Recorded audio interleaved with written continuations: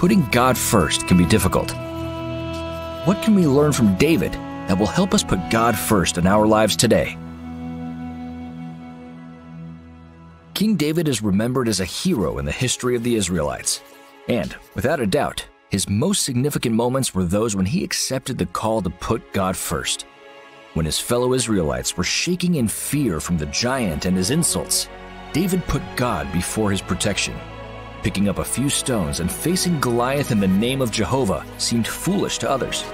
But David put God first, and God delivered him in that battle.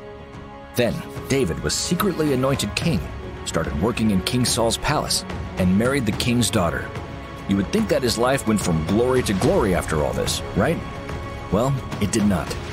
King Saul and his soldiers persecuted David as the greatest terrorist in the kingdom.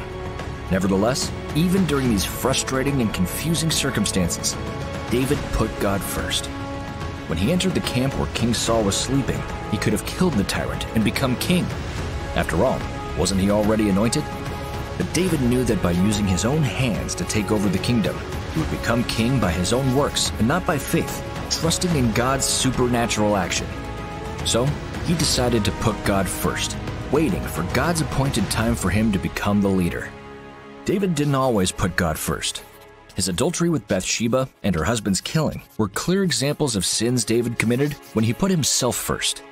But eventually, David took responsibility for his sins and repented. By the end of his life, he could not accept that his house looked better than the house of God. He vowed to do everything he could so God's house would be better than his palace. David put God first. His example compels us to do the same. As the deacons collect our tithe and promise, we are challenged to put God first.